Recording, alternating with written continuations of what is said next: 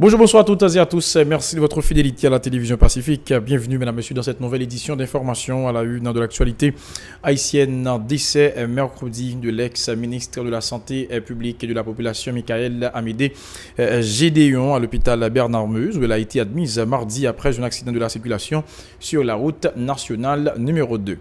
Les journalistes brutalisés lundi dernier au Parlement haïtien continuent de réclamer justice et réparation. Ils ont décidé de faire le blackout pendant 3 jours sur les activités de l'institution. Du virtuel au réel, les jeunes se mobilisent pour exiger des comptes sur l'utilisation des 3,8 milliards de dollars américains du fonds en Petro-Caribé. Ils organisent le 24 août en cours un sit-in devant les locaux de la Cour des comptes à Port-au-Prince. Le réseau des Jésuites pour les migrants a clôturé mercredi à Tabar un atelier de travail de 2 jours dans le cadre de son assemblée annuelle autour du thème « Les flux migratoires dans la région des Caraïbes ».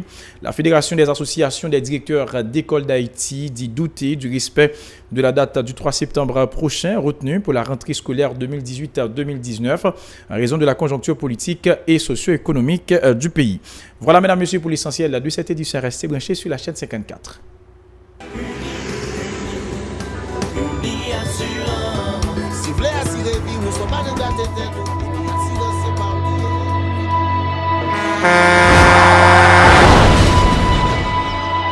En général, moun pa reme pran assurance. Yo considéré que son l'argent rejeté. Et pourtant, l'argent assurance te doué dans budget ou à côté l'argent kayak, l'argent manger. Li là pour les deux ou traverser un mauvais pas. Gardez tout à côté ou. Ouais comment gros problème qu'on entre sur monde sans attendre.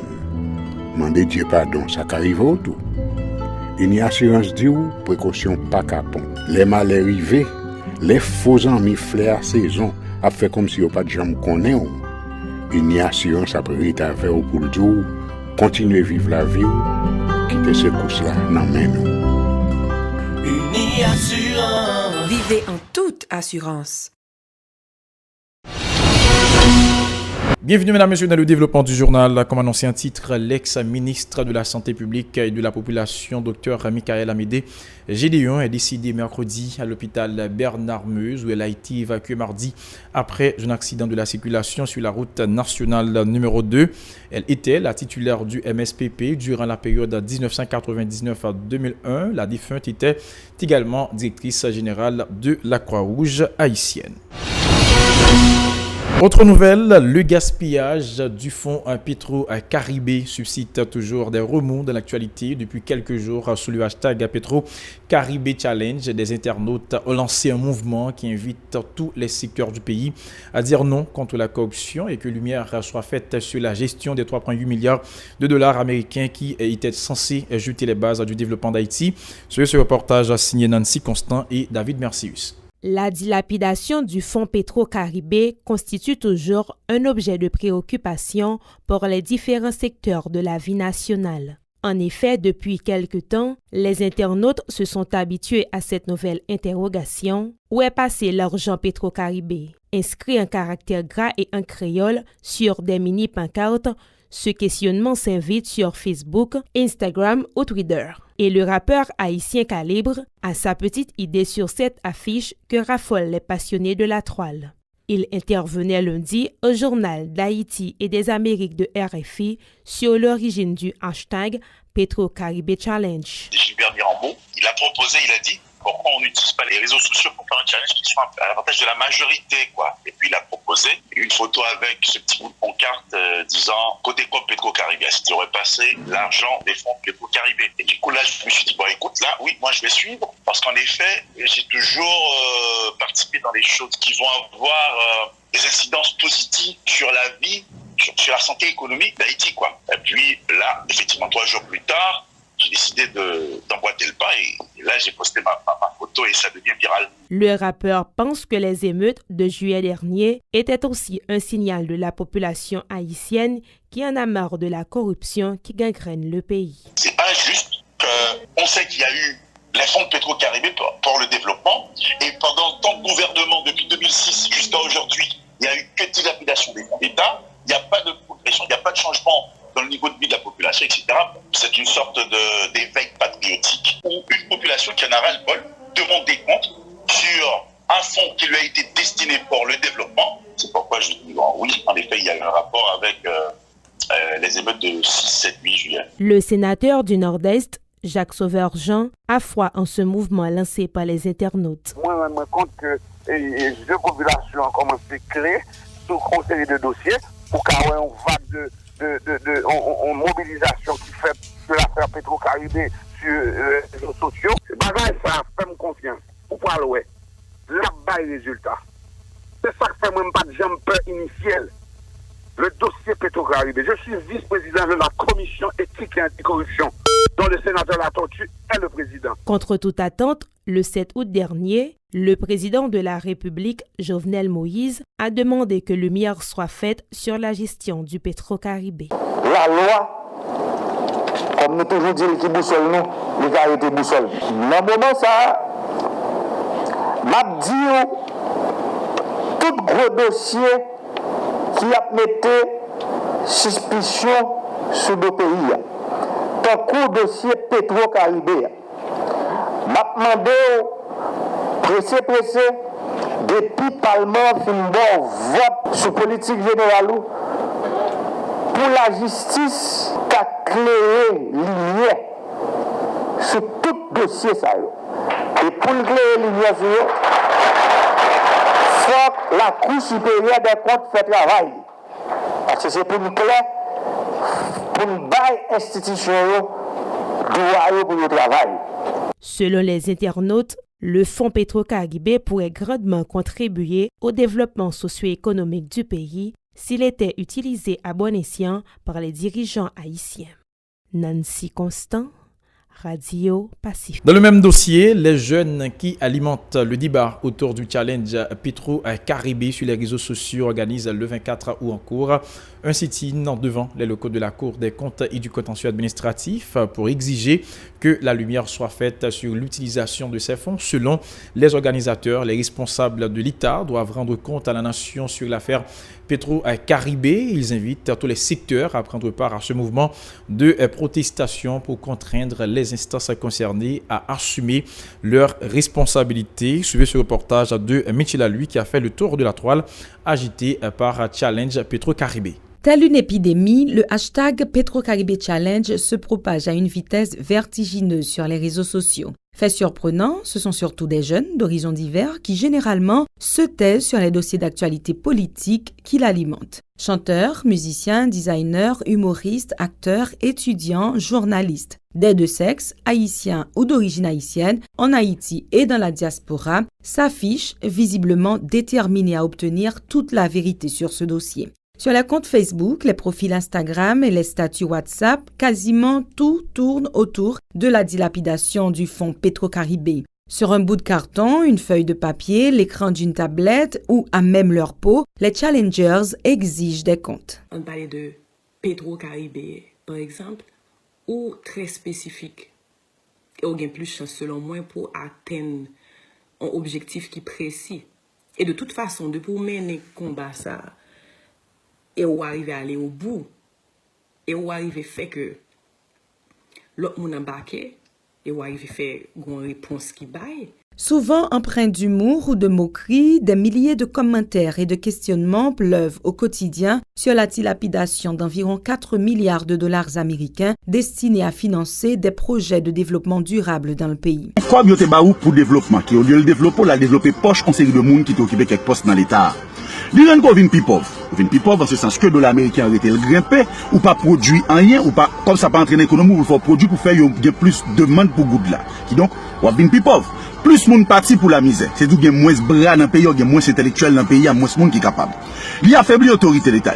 Le Trésor public haïtien a commencé à rembourser cette dette au Venezuela, pays initiateur du projet, dont a bénéficié plusieurs pays de la région comme la République dominicaine. Contrairement aux dirigeants haïtiens, nos voisins s'en sont servis pour créer notamment une ligne de métro et un téléphérique dans leur pays, modernisant ainsi leur système de transport. En analysant petit bagay rapide vite. Son cob ou qui t'a doué vinn fort fait cob pour remettre li avec intérêt pour t'arrêter comme ou pas de gens moi comme ça ou vinn plus pauvre et ou après les mettre comme ça quand même. C'est tout parler mettre comme que pas gagné avec intérêt. Est-ce que vous comprenez la gravité de la situation?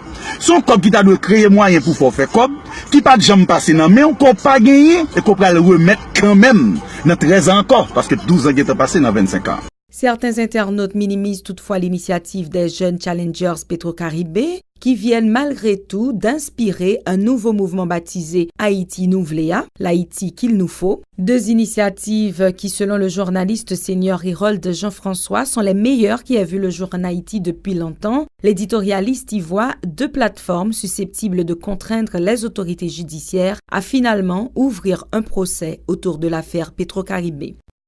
Autre nouvelle, la plateforme des syndicats des usines textiles, la bataille ouvrière, Plastic Boom menace de fouler le macadam le 29 août prochain dans l'optique de réclamer 1000 gourdes comme salaire minimum pour les ouvriers de la sous-traitance. Lors d'une conférence de presse mercredi, le porte-parole des syndicalistes, Télémac Pierre, exige des mesures d'accompagnement en faveur de ses collègues et la réintégration de ceux récemment mis à pied suite à leur participation au dernier mouvement de protestation de Plastic Boom. Télémac Pierre au micro de Edlen Vernal et de David Mercius. Fois ça, nous ne pouvons pas accepter le gouvernement Moïse là rouler nous dans farine encore tant qu'année passée. Même si c'est un gouvernement de missionnaires qui là, nous exigeons pressé une augmentation de salaire à 1000 gouttes pour petit pour une journée de travail, 8 heures de temps avec mesures d'accompagnement social. Sur l'autre bord, on continue à dénoncer pratiques antisyndicales patron yo pas suspendre faire sous représentants syndicaux. Tant que ça fait Kai Becker dans Haïti Première, dans Inter-American Rovens Kai Michel Apet, dans Silver Lining Kai Gérald Apet qui dirigé par Nancy Meyi. Côté, yo révoqué 10 représentants syndicats sotabe au parce que yo devine travail avec un maillot syndicat sou yo ak 4 autres dans Inter-American Rovens sous complicité yon série inspecteur dans bureau régional l'Ouest Mass que Jacques c'est directeur. N'a demandé pour ministère Affaires sociales et travail prendre toute disposition pour faire une enquête sérieuse et puis prendre mesure contre inspecteur qui était ça. N'a demandé pour ministère Affaires sociales prendre toute disposition pour faire fonctionner comme ça doit bureau régional yo, tant que bureau régional Kafou, bureau régional Nord-Est yo, particulièrement ça qui dans wana mettre là. Ak ça qui dans Delma parce que c'est patron qui contrôle yo dans toute intégralité. Nous demander pour ministère Affaires sociales et Kaos là prendre mesure pour faire honneur au Fatma gérer bien pour aussi suspendre gagoter l'argent cotisant yo. L'argent cotisant yo pas un mamel bœuf côté politicien a vinn souci. Dossier société, le réseau des Jésuites pour les migrants a clôturé mercredi à Tabar un atelier de travail de 2 jours dans le cadre de son assemblée annuelle autour du thème les flux migratoires dans la région des Caraïbes. Des délégués de plusieurs pays dont le Brésil, le Canada, la Jamaïque et les États-Unis d'Amérique ont pris part à cette activité axée sur la violation de leurs droits, notamment les faits de discrimination dont ils sont victimes. La possibilité pour les migrants de régulariser leur situation a été aussi au cœur des discussions. Écoutons successivement Lunos Saint-Brave, directeur de communication de cette structure, et Jean-Robert Radéry, son directeur national en Haïti, au micro de Jean-Maxon Dorsey et de Rigarnois. Délégation du Brésil, du Canada, de la Colombie, des États-Unis, de la République dominicaine et nous-mêmes en Haïti. Nous unissons pour nous demander pour différentes régions dans le Caraïbe, et dans le continent américain, pour y avoir une attention particulière à la situation migrants et gens qui réfugiés. Et attention, ça, il doit être fait dans le niveau pour alléger la procédure pour les gens capables de jouer moyen pour régulariser la situation et pour que la procédure devienne moins coûteuse. L'autre bord, nous demandons pour que gagner des politiques migratoires justes qui définissent et pour chaque migrant et réfugié bon traitement indépendamment de nationalité, de race, de croyance, de niveau éducation, etc. Et c'est pour ça que nous pensons que l'important pour que le gouvernement haïtien discute avec le gouvernement dominicain pour garder dans quelle mesure il est capable de prendre une décision pour garder dans quelle mesure il est capable d'empêcher gagner de vagues expulsions après date ça. Présentement, gagné environ 206 000 personnes qui sont concernées par le plan ça qui doit régulariser cette situation. situation.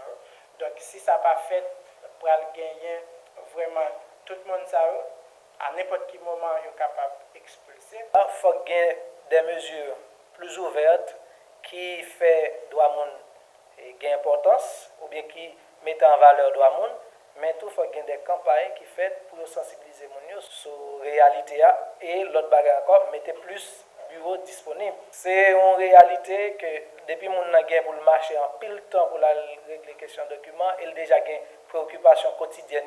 Donc, il ne va pas perdre du temps dans les bagages que l'arrivée surtout qu'on n'a pas besoin de service. Le coordonnateur du réseau des Jésuites pour les migrants en Amérique latine, Mauricio Garcia, s'est félicité de cette activité qui a particulièrement permis de dénoncer la situation des migrants haïtiens dans la région. Il a critiqué le comportement xénophobe de certains dirigeants de la Caraïbe à l'égard des ressortissants haïtiens évoluant sur leur territoire à ces déclarations. Dans la réunion, nous faisons une analyse de problèmes migratoires. Et comment nous-mêmes, Réseau Jésus pour migrants, nous avons une réponse adéquate à la situation de migration. Dans la réunion, nous avons considéré de manière spéciale défi migration haïtienne. Et dans le contexte actuel, il y a un risque pour lui pas apparaître, pour ne pas parler de lui, pour devenir invisible. Parce que yo bail plus attention, plus attention à la migration vénézuélienne. Nous-mêmes, Réseau Jésus pour migrants, nous considérons que c'est toujours important pour nous bailler attention à flux migratoire haïtien. Que c'est une migration qui est plus vulnérable dans le continent. Un pile pays a fermé porte pour migration haïtienne, c'est-à-dire pour haïtiens pour arriver à la caille. Voilà, mesdames, messieurs, pour l'essentiel de cette nouvelle édition d'information. Merci à vous qui l'avez suivi. Toute l'équipe vous invite à rester branchés sur la chaîne 54 à la télévision Pacifique pour la suite de la programmation.